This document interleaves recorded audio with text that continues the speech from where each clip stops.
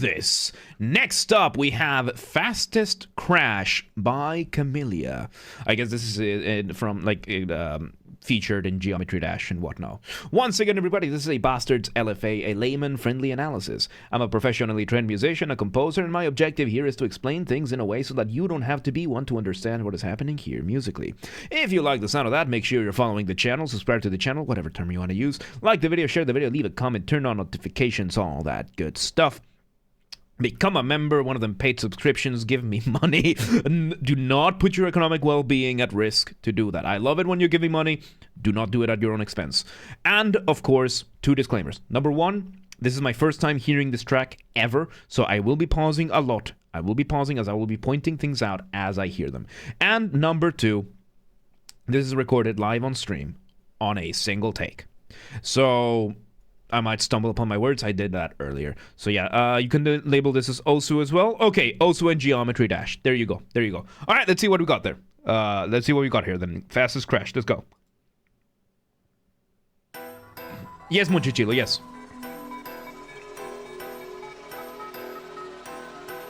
Okay, so we start with a couple of elements. We have a synth giving us kind of like ambience in the back. A couple of chords doing some it sounds like kind of between white noise, kind of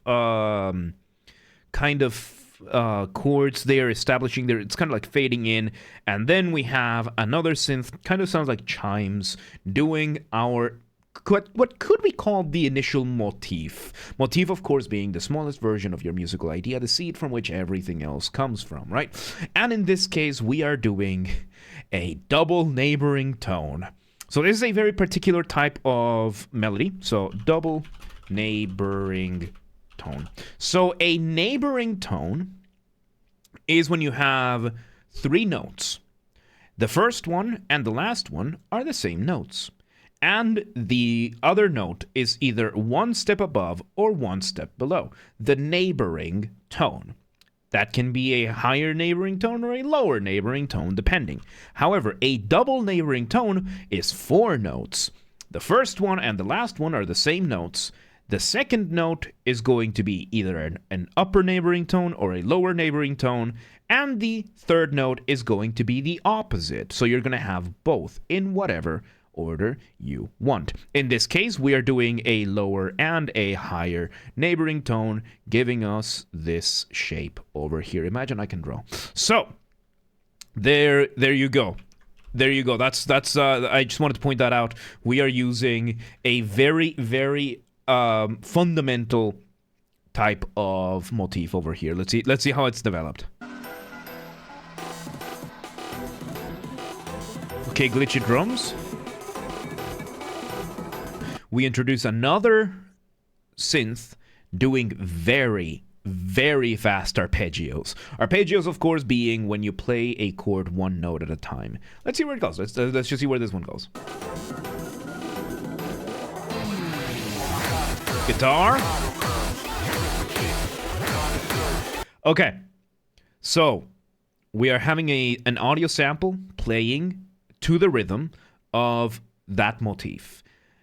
We are having a guitar now doing an accent to that motif. Whenever that motif is playing, the guitar plays as well. That is called an accent. When you have more than one instrument, an accent is a rhythmic thing. So whenever you have more than one instrument playing the same rhythm, or like a particular part of the rhythm, that is an accent. And we are now changing the synth, or at least the timbre of the synth, the texture that is doing all those really, really fast arpeggios, bringing it a little bit further to the forefront of the stage. So let's see where we got this. Snare is introduced. Nice.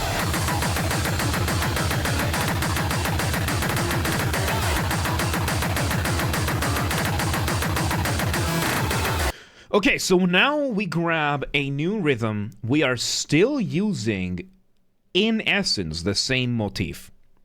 We just changed the rhythm a little bit. It's very intense. We went for this very, very high. It's 400 BPM. I love BPM. BPM means beats per minute, by the way. So BPM literally is a measure for metronomes. how many beats per minute you get, you can count the 60 seconds and how many beats you get. So, it could be it's not 400, but it's definitely not 400. This sounds more like, I don't know, maybe like 180 maybe. But that's the thing, right? Like, it's very relative. It's very, very relative because the BPM is only going to determine what your metronome says. And the metronome can be relative. For example, for one of my songs, I Live On. Yes, I'm doing a self-plug. There is a section in I Live On where it goes from a 4/4 measure to what sounds like a 6/4, like a 6/8 or a 6/4 measure, but it's still 4/4 in the metronome. I just made it sound like it was. I own the copyright of that. I could play it, but we're not going to do that for the sake of it. Go listen to I Live On by me. It's linked down below. So yes, no, it has that moment from when it goes from the distorted to the clean section. It feels like 6. It goes from 1, 2, 3, 4 to 1, 2, 3, 4, 5, 6. But it's all done in the same tempo. I did not change the time signature. I just ended up messing around with the juxtaposition. It stayed on the same tempo. It stayed on the same time signature. And it was all relative. It's all relative. And it ended up being useful as to why. Like, there was a purpose behind that. So yes, we're having that. What is the highest BPM in a song that I know? I am writing one. I think it's 220. I think it is. I think it's 220 that I'm writing. The song number 4 from my Saga of Genghis Khan. Other than that, yeah, it's different. But yeah, I love odd time signatures. Odd time signatures are a lot of fun. But yeah, let's see where we go with this.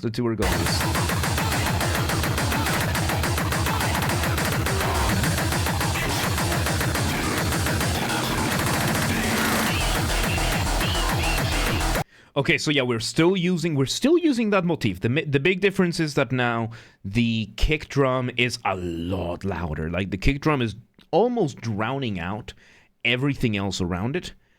And now we changed the beat. We went from the kick drum giving us that very new rhythmic motif to being a drum beat.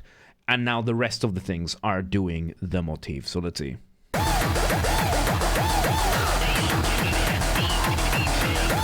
Yep, we're introducing. So yes, there's another synth doing that other rhythmic motif, and we're playing samples in between. But overall, musically speaking, we haven't changed that much. Overall, musically, we are still using the same ideas as we had from the very, very beginning. We are just changing the instrumentation around it, which is a pretty good mark of a skilled composer. So let's see where it goes. There's the arpeggios again.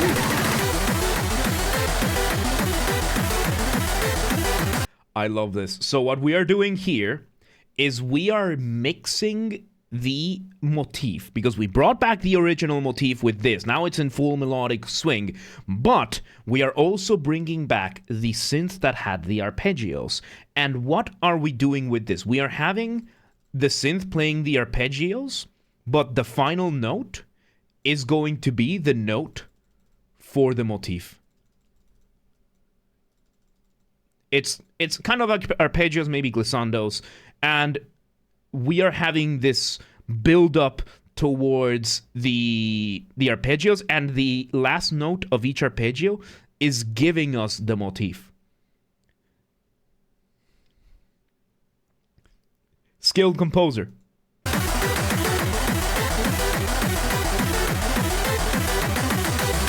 And they are being accented by another synth that is actually just playing the final note there with a little bit of a different timbre there, different texture. Once again, accents are for that, to accentuate specific points that you want, because these could be, like, these arpeggios going up, or scales, they could be scales or arpeggios, they could just get drowned out with the rest of the sound, so we add that extra hit at the end of each of those, and there you go.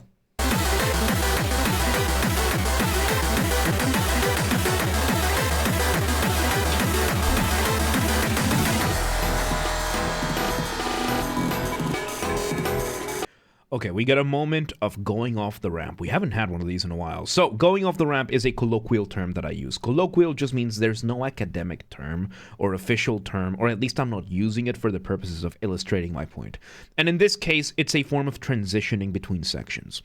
You want to make your listener feel suspended up in the air, kind of like at the mercy of inertia, kind of like going off the ramp. Remove the drums. Maybe the bass as well. That's exactly what happened here.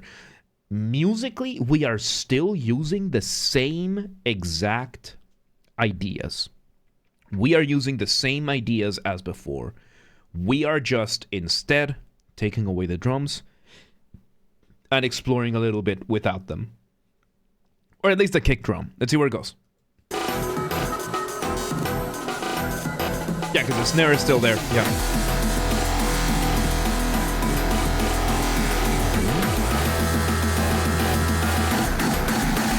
Building towards that drop.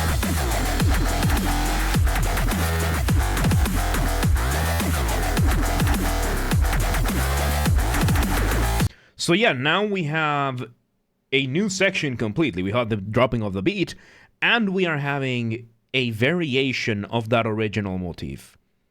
It's half and half, and now the melody is just going somewhere else. Instead of doing the double neighboring tone, it's doing something else.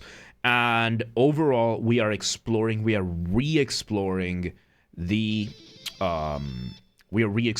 motif that we had, which is one of the key things about composition. Dominion, thank you for the follow. Welcome to the Mosh Pit. Welcome to today. So once again, when it comes to music, you want a careful balance between what is familiar and what is new.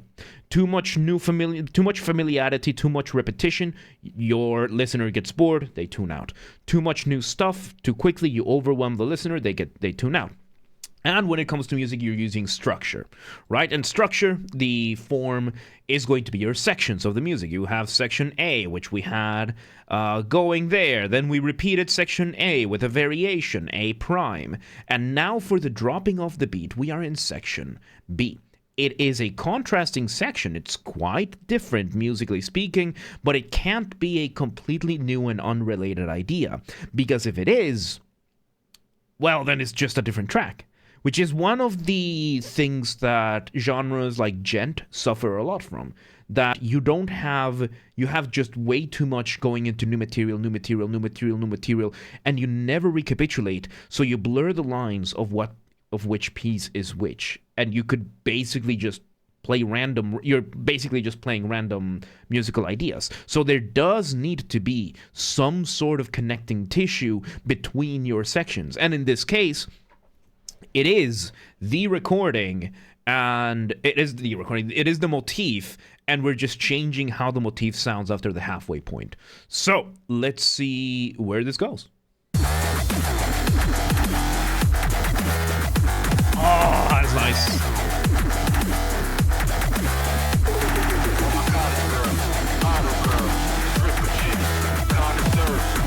Okay, now we repeat the dropping of the beat. We reintroduce one of those audio samples. I'm having a difficult time hearing what it says at all, but it's there, right? It's almost like white noise there. And we are having another synth giving us, I think they're arpeggios. Let me hear a bit more.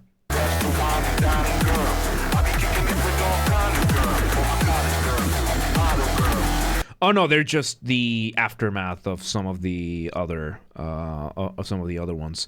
Don't request songs just yet, by the way. So let's see.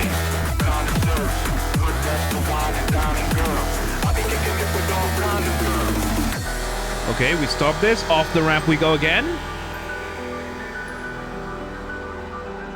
We arpeggiate again, completely contrasting everything. With a piano, maybe a glockenspiel. And we bring it back. Back to A we go. A double prime.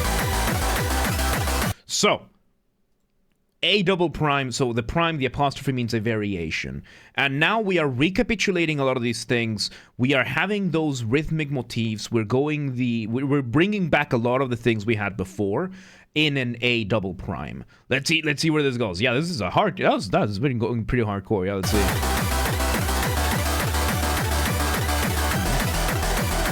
Good second drop, yeah. I'll explain in a moment, Dominique. I'll explain in a moment.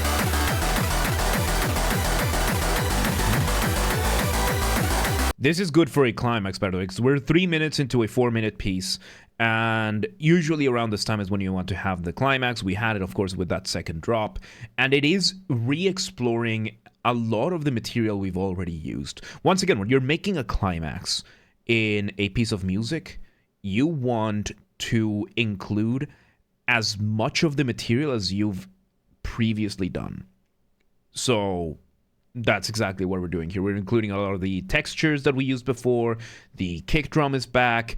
The rhythm motifs are back. Some of the variations of some of these go back. That kind of thing. Let's see. Yeah, don't mix up the Botrix points for the Twitch points. Those are separate. Let's see what goes.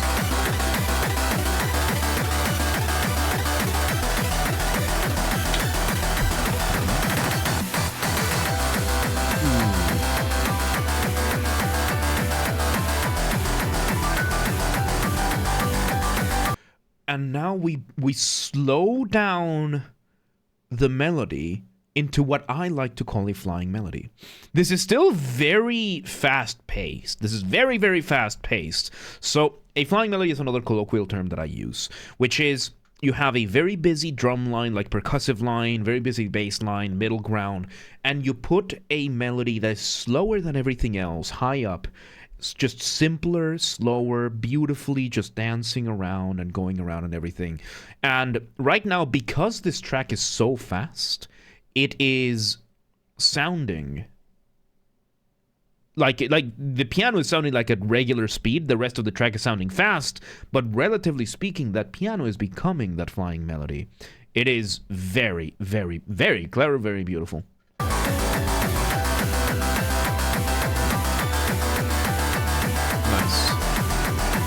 Very, very, very, very, very big contrast. Very big contrast.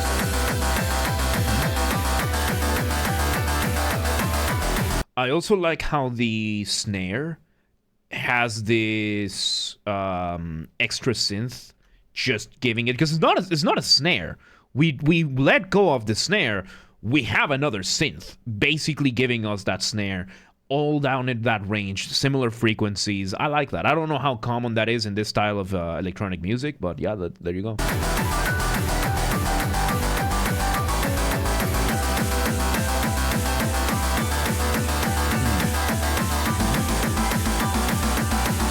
Okay, we develop that from some arpeggios back. We bring back the motif from the start. There's the snare again. And we let it, we do this like echo thing, we resolve everything, and there you have it. I love it when tracks end like this, because this is a good way of preventing things like fade outs.